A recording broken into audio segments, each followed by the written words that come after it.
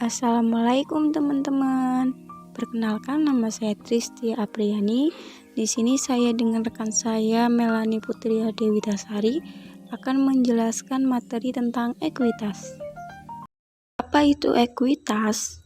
Ekuitas adalah hak residual atas aktiva perusahaan setelah dikurangi semua kewajiban. Ekuitas didefinisi sebagai hak residual untuk menunjukkan bahwa ekuitas bukan kewajiban. Ini berarti ekuitas bukan pengorbanan sumber ekonomi masa datang. Perbedaan ekuitas dan kewajiban. Menurut Godfrey, Hodgson, dan Holmes tahun 1997 membedakan ekuitas dan kewajiban atas dasar kriteria berikut. Yang pertama, hak-hak masing-masing pihak atas penyelesaian klaim. Yang kedua, hak penggunaan aset dalam operasi. Yang ketiga, substansi ekonomi perjanjian. Komponen ekuitas pemegang saham. Ekuitas pemegang saham terbagi menjadi 3, yaitu modal setoran, laba ditahan, dan lain-lain. Modal setoran terdiri dari modal yuridis, diantaranya penerbitan saham baru, kapitalisasi laba ditahan, dividen saham, konversi obligasi, dan stock subscription. Yang kedua, modal setoran lain diantaranya premium modal saham, penjualan saham treasury, penyerapan defisit, deklarasi dividen likuidasi, restrukturisasi, dan revaluasi aset. Laba ditahan diantaranya laba atau rugi, dividen, rekapitalisasi, defisit, koreksi, dan perubahan akuntansi. Tujuan penyajian ekuitas. Yang pertama, menyediakan informasi kepada yang berkepentingan tentang efisiensi dan kepengurusan manajemen. Yang kedua, menyediakan informasi tentang riwayat serta prospek investasi pemilik dan pemegang ekuitas lainnya. Yang ketiga, menyediakan informasi tentang kewajiban yuridis perseroan. Perbedaan modal setoran dan laba ditahan. Yang pertama, modal setoran merupakan suatu bentuk kontrak yuridis yang harus dipertahankan keutuhannya. Sedangkan laba ditahan merupakan modal yang tercipta atau terhimpun karena pemanfaatan aset.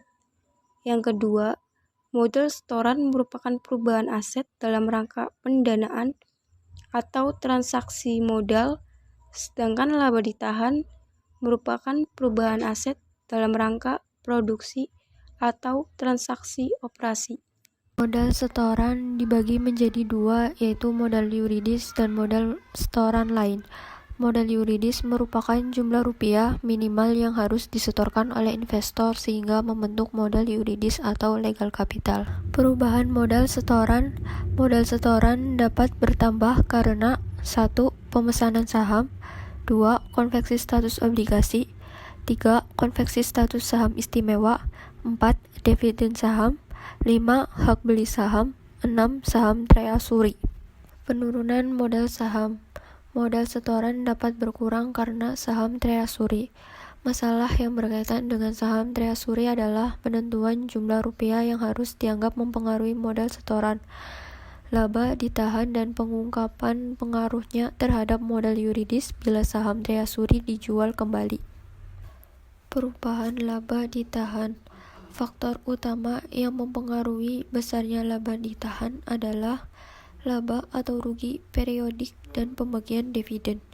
Transaksi khusus, penyesuaian periode lalu, koreksi kesalahan dalam laporan keuangan, pengaruh perubahan akuntansi, dan kuasi reorganisasi. Penyajian modal pemegang saham. Urutan penyerapan rugi meliputi pendapatan kotor, laba bersih, laba ditahan, premium modal saham, modal saham. Penyajian modal pemegang saham. Urutan menerima distribusi aset meliputi karyawan dan pemerintah, kreditor berjamin, kreditor tidak berjamin, pemegang saham prioritas, pemegang saham biasa. Kesimpulan, Konsep kesatuan usaha memisahkan secara fisik dan konseptual antara manajemen dan pemilik dan ekuitas pemegang saham, menggambarkan hubungan yuridis antara perseroan dan para pemegang saham.